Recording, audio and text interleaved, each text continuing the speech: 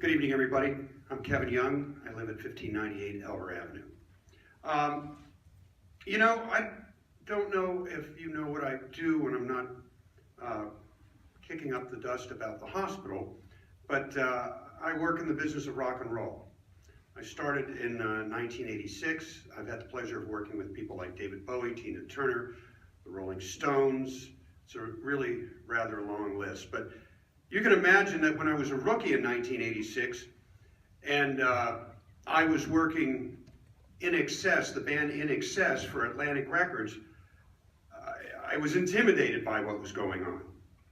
And there was a concert scheduled with INXS at Blossom Music Center, and I was told 2 weeks before the concert was announced that the show was going to go to WMMS. And I had to deal with the other radio stations in the market, including WONE. And I knew very well that when we made the announcement that WMMS had the big INXS concert, that the people at WONE would be very, very upset. And they were.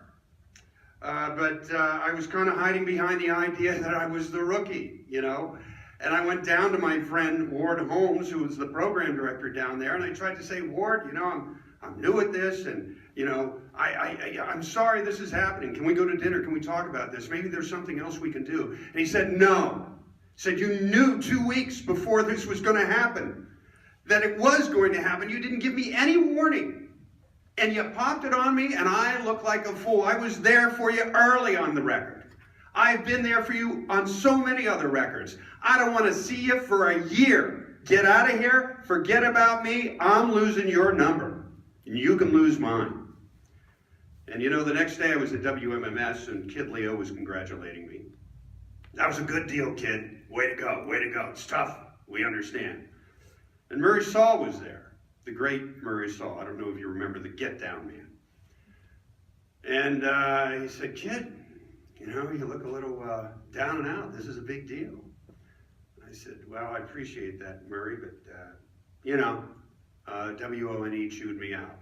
And he laughed and he said, why?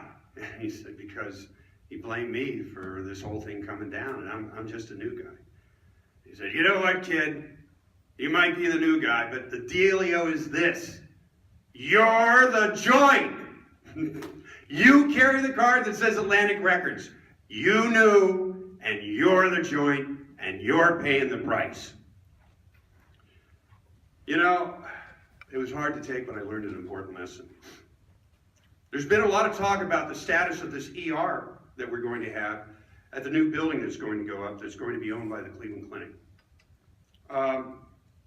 You heard Dr. Kilroy speak last week, and he explained to you in detail why that ER really can't be considered an ER since it's not attached, won't be attached to an acute care hospital.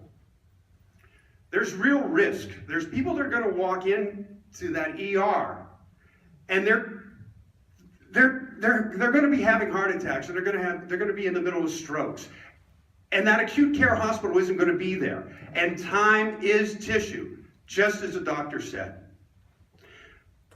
As a body, a legislative body, you really should think about this. You should think about sending a letter out to each and every resident of Lakewood and explain to them that if they are having a heart attack, if their appendix burst, if they're having a stroke, they need to skip this ER that they're talking about and go directly to an acute care hospital. Because there's people that will get in their cars and drive there expecting to be able to be taken care of.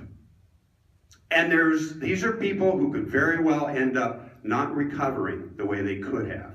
Worse yet, you know, I hate to say it, but they could die as a result. Please, take the time, figure out how to do it, do a direct mail piece, and tell everybody what this place can do and what it can't do. Ladies and gentlemen, I hate to lay this on you, but it's just like Murray Saul said. You're the joint. It's up to you to do this. Thank you.